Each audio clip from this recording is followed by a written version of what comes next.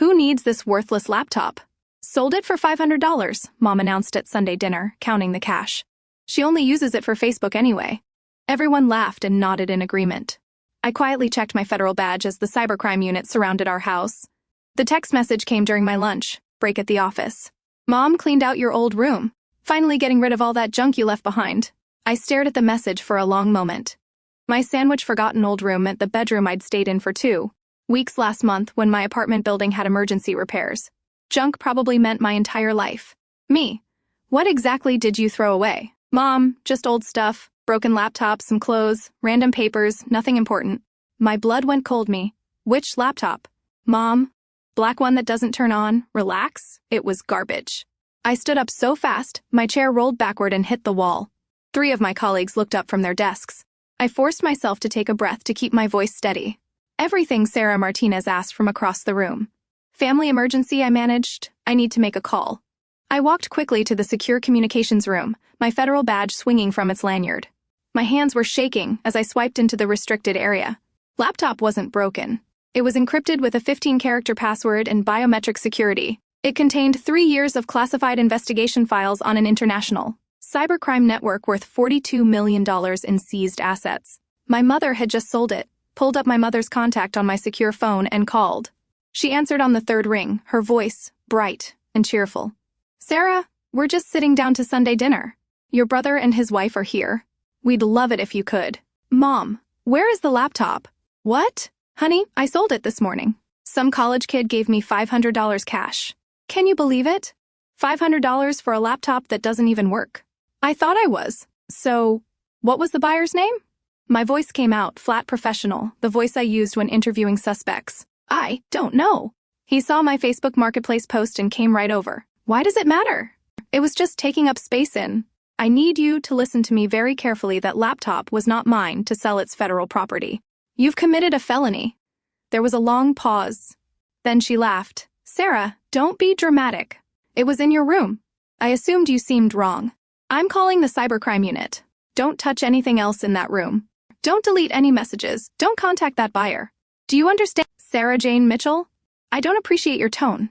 I'm your mother and I was just trying to help clean up your... I ended the call and immediately contacted my supervisor, PD Director Chen. He answered immediately, Mitchell, Sunday. This better be. So we have a situation. My classified laptop was sold by a family member approximately 2 hours ago.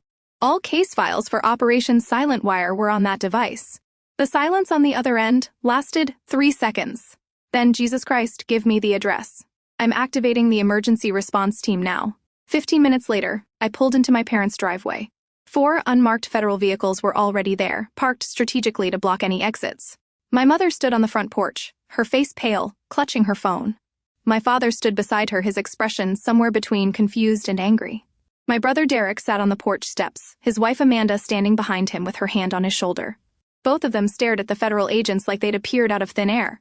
I stepped out of my car, my badge clearly visible. Agent Rodriguez approached me first. Mitchell area is secure. Your mother has been very uncooperative. That's my mother's default setting. I said quietly. Where's Chin? Inside reviewing the Facebook Marketplace messages? We're running a trace on the buyer. Now? My mother spotted me and immediately started down the steps. Sarah, what is going on? Why are there government agents in our house? I walked past her following Rodriguez inside. My father grabbed my arm. Sarah, your mother made a simple mistake. There's no need for all this. Dad, she sold classified federal property to an unknown buyer. This isn't a simple mistake. This is a federal crime. Derek jumped to his feet. Come on. Mom didn't know it was your work laptop. You left it here? What was she supposed to think? She was supposed to think this isn't mine. I shouldn't sell it, I said, pulling my arm free from my father's grip. That's basic property law. But since she specifically sold federal government property without authorization, she's violated 18 U.S.C. Section 641. That's theft of government property. 10 years, maximum sentence. Amanda's hand flew to her mouth. 10 years. Sarah, stop trying to scare everyone. My mother snapped, following me into the house. You're overreacting. It was just a laptop. Just tell them it was a mistake and we'll get it back. Call the buyer and you will not contact the buyer. Deputy Director Chen said, emerging from what used to be my temporary bedroom. He was a compact man in his 50s with steel gray hair and the kind of presence that made rooms go quiet. Mrs. Mitchell, I'm Deputy Director Chen of the FBI Cybercrime Unit. Your daughter works under my command. The laptop you sold this morning contains classified information related to an ongoing federal investigation. The buyer's phone is already offline. He's either destroyed it or he knows what he has. My mother's face went from pale to white. Classified. Sarah is just She works with computers. She's not. I'm a supervisory special agent. I said quietly, I've been with the FBI for 6 years. The laptop you sold contains case files on an international cybercrime network responsible for stealing $42 million from U.S. financial institutions. Those files include witness identities, undercover agent information, and evidence that took 3 years to compile. Derek stood up slowly. Wait, you work for the FBI since I graduated from Quantico 6 years ago, my mother grabbed the porch railing, but you said you worked in it. He said it was boring office work. I said exactly what I was supposed to say. My position requires operational security, meaning I don't advertise what I do. Chin was watching my mother carefully. Mrs. Mitchell, I need you to understand the severity of this situation. You sold a device containing information that in the wrong hands compromise ongoing investigations, endanger federal agents, and potentially result in millions of dollars in additional losses. Whether you knew what was on that laptop is irrelevant. You sold property that didn't belong to you, and that property happened to be federal evidence. But I didn't know. My mother protested. Sarah, tell them, I didn't know. Ignorance isn't a defense. I said, you saw a laptop in a room where I temporarily stayed. You made an assumption about ownership and you sold it. You didn't ask. You didn't call, you just sold it because you never answer your phone. You're always too busy with your important job to talk to your own family. My important job is literally protecting people from cyber criminals. I said, right now, thanks to you. 3 years of work might be compromised. Agent Rodriguez appeared in the doorway. Sir, we have a location on the buyer. College student named Marcus Chen. No relation, living in an apartment complex on Jefferson Avenue. Tech team is mobilizing now. Chin nodded. Take Mitchell with you. Mrs. Mitchell, you need to come with me for formal questioning. My father stepped forward. Now wait just a minute. My wife made an honest mistake. Surely we can resolve this without Mr. Mitchell. Your wife sold federal property containing classified information. This isn't a negotiation. She will be questioned, and depending on what we recover and how this situation resolves, charges may be filed. Derek grabbed my arm as I moved to follow Rodriguez. Sir, come on. Can't let them arrest. Mom? Just tell them it was a misunderstanding. I looked at him for a long moment. Derek, who borrowed my car 3 years ago and returned it with an empty tank and a dent, he never mentioned. Derek, who'd forgotten to pay me back the $2,000 he'd borrowed for his wedding. Derek, who'd laughed the loudest when Mom made jokes about my boring computer job. It's not a misunderstanding. I said it's theft of government property. Now let go of me. I have a laptop to recover. Marcus Chin lived in a 3rd floor, walk-up that smelled like instant Roman and desperation. Rodriguez, 3 other agents and I stood outside his door, could hear movement inside. Rodriguez knocked. FBI opened the door, the movement stopped. Mr. Chen, we know you purchased a laptop this morning from a Facebook Marketplace seller. We need to speak with you about that device. Open the door now. 30 seconds passed, then the door opened slowly. Marcus Chin was 20, maybe 21, with dark circles under his eyes and the pallor of someone who spent too much time indoors. He looked at Rodriguez, his badge, and went even paler. I didn't do anything wrong. He said immediately, may we come in? He stepped back. The apartment was small, cluttered with computer equipment, and there on his desk was my laptop closed, but plugged in. Did you turn it on? I asked, stepping past Rodriguez. Marcus shook his head quickly. I tried. It asked for some kind of password and then wanted a fingerprint. I was going to wipe it and reinstall the OS, but I haven't had time yet. Relief flooded through me so intensely. I had to grip the edge of his desk. You haven't accessed any of the files. Couldn't? The security was? Wait, who are you? I held up my badge. Supervisory Special Agent Sarah Mitchell. That's my laptop. Purchased stolen federal property. I didn't steal anything. Some lady sold it to me on Facebook. I have the messages. Rodriguez moved to examine the laptop while I focused on Marcus. Show me the messages. He pulled out his phone with shaking hands, opening Facebook Marketplace. There were the messages with my mother profile picture. A photo from Derek's wedding smiled out at me from the screen. She said it was broken, that her daughter didn't want it anymore. Marcus said, $500 seemed fair for parts. I built computers. I was going to salvage the hard drive and sell the rest. I didn't know it was stolen. I swear. Rodriguez powered up the laptop. The FBI logo appeared on the screen, then the security prompt. He looked at me. Mitchell, You want to do the honors. I moved to the laptop, entered my password, pressed my thumb to the sensor, the system unlocked, displaying the secure desktop. I'd last seen 3 weeks ago. Every file was exactly where I'd left it. Thank God, I whispered. Rodriguez turned to Marcus. Mr. Chin, you're not being charged with anything. Purchase the laptop in good faith. However, we'll need a formal statement about the transaction. Am I in trouble? No, but the woman who sold you this laptop is. We returned to my parents' house 2 hours later. The street was now lined with federal vehicles. Neighbors stood on their lawns, phones out filming. Mrs. Patterson from 3 doors down had her arms crossed, watching everything with undisguised fascination. My mother sat in the back of an unmarked car, her face blotchy from crying. My father stood nearby arguing with another agent. Derek and Amanda sat on the porch steps, both looking shell-shocked. I walked past all of them carrying my laptop in an evidence bag, and approached Deputy Director Chin. He was reviewing paperwork on the hood of his car. Laptop is secure, sir. No files accessed, no damage to the encryption. Good work. Mitchell glanced toward my mother. We need to make a decision about charges. What are you recommending? Technically, she violated federal law. Proving criminal intent would be difficult. She genuinely didn't know what was on the laptop paused. However, the fact remains that she sold property that wasn't hers without authorization, and that property happened to contain classified federal information. At minimum, we're looking at reckless endangerment of federal operations. My father approached us. Agent Mitchell, please. Your mother didn't mean any harm. Surely you can understand that. I looked at him. Dad, if I had left that laptop at a coffee shop and someone stole it, I'd be fired. If I had stored classified files on an unsecured device, I'd be facing charges myself. The only reason this didn't turn into a complete disaster is because we recovered it before the buyer could access it. But she's your mother, which is exactly why I'm not the one making this decision. I'm too close to this situation. Deputy Director Chin will determine if charges are filed. Chin closed his folder. Mrs. Mitchell will be released tonight with a formal warning.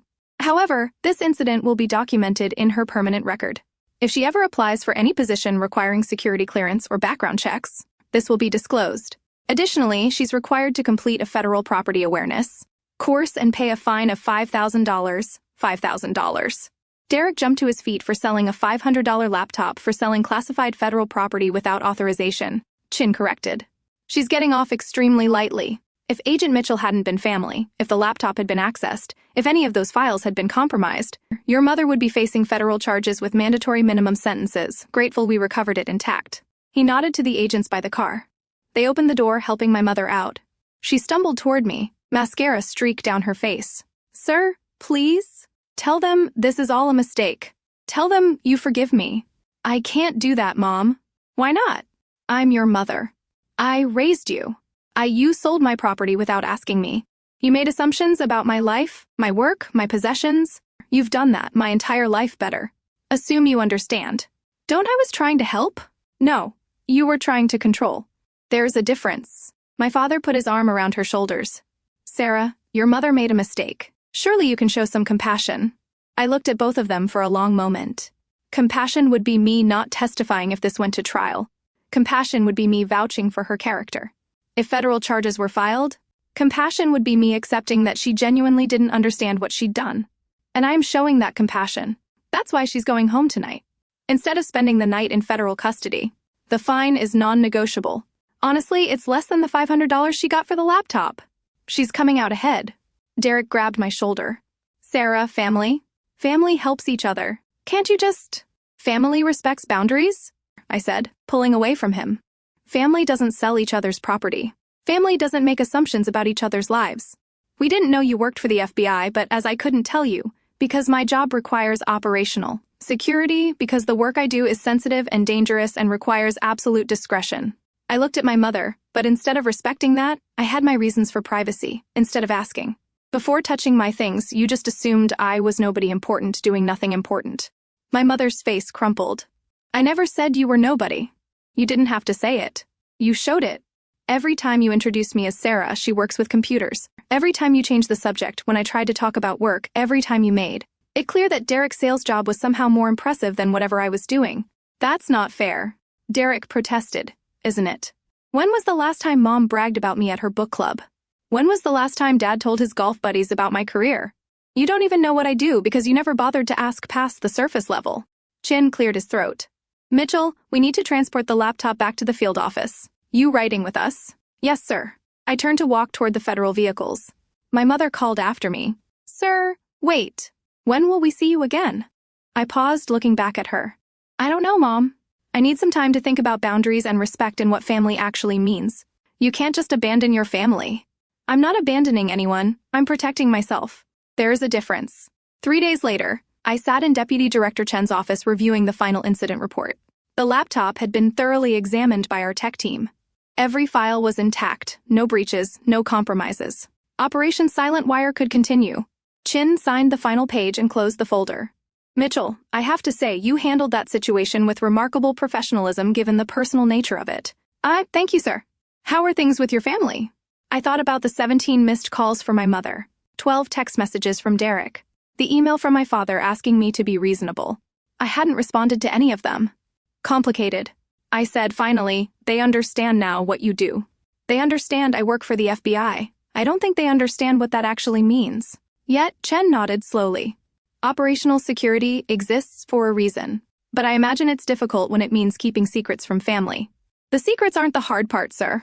The hard part is them assuming the secrets mean I'm not important, but my work. Doesn't matter that I'm just killing time until I find something better. I paused. My mother sold my laptop because she genuinely believed it was worthless. That's what hurts for what it's worth. Agent Mitchell, your work here has saved millions of dollars and protected countless victims. You're one of the best analysts I've ever supervised.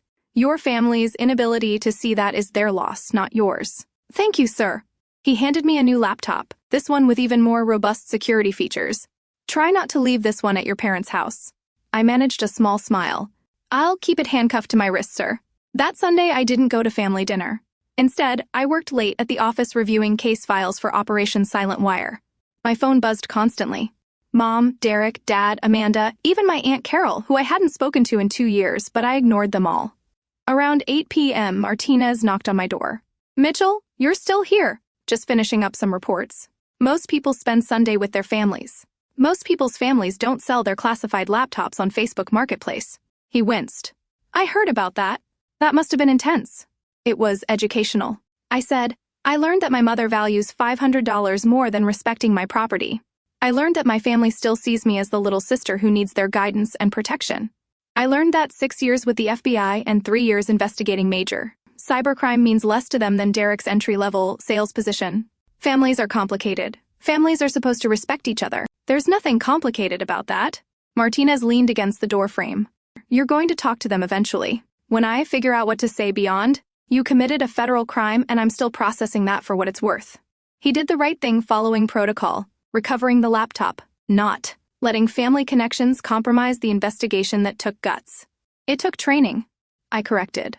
This is what we do. We don't let personal feelings interfere with federal investigations even. When the suspect is your mom, especially when the suspect is my mom. 2 weeks later, my mother paid her $5,000 fine. She called me immediately afterward crying. Sir, I paid it. The fine is paid. Can we please talk now? Do you want to talk about? I want to apologize. I want to make this right. I want my daughter back. I sat in my car in the FBI field office parking lot, watching agents come and go. Mom, I'm not the daughter. You think I never was. What does that mean? It means you've spent years making assumptions about who I am, what I do, what matters to me. You've never actually asked me about my life. You just decided you already knew. That's not true. I've always supported you. No, you've always had opinions about my choices. That's different from support. There was a long silence. Then, when did you become so cold? I'm not cold. I'm clear. There is a difference. Sir, please, come to dinner this Sunday. Talk properly. Let's fix this. Closed my eyes. I'll think about it. That's all I ask. Just think about it. Sunday came. I drove to my parents' house with my stomach in knots. My new laptop stayed in the field office safe. My personal phone stayed in my car. I walked to the front door with nothing but my badge, my keys, and a small recording device in my pocket, force of habit after 6 years in federal law enforcement. My mother opened the door before I could knock. Her eyes were red, rimmed, her makeup careful, her smile fragile. Sarah, you came, I said. I'd think about it. Come in. Everyone's here. Derek and Amanda sat at the dining room table, both looking uncomfortable. My father stood by the fireplace, his expression carefully neutral. Table was set for 5, with Mom's good china. The stuff she usually only brought out for holidays and Derek's important work functions. I sat down in my usual chair, the one at the end of the table where I could see both doors. Another habit from work. Sarah, my father began. We want to apologize for selling my laptop for not taking your work seriously. He corrected for making assumptions, treating you like you were still the little girl who needed our guidance. I waited. Derek cleared his throat. Look, Sarah, I looked up what FBI agents actually do. The cybercrime unit, the kind of cases you work. Stuff is serious, dangerous. And we had no idea. You had no idea because you never asked. You never told us, as I couldn't, because my work requires. Operational security, because the people I investigate are dangerous, and the less the safer you are. I looked around the table, but instead of respecting that, I had my reasons. You all just assumed I was being secretive for no reason. You assumed I was ashamed of what I do. You assumed my job didn't matter. My mother wrung her hands. We never thought that.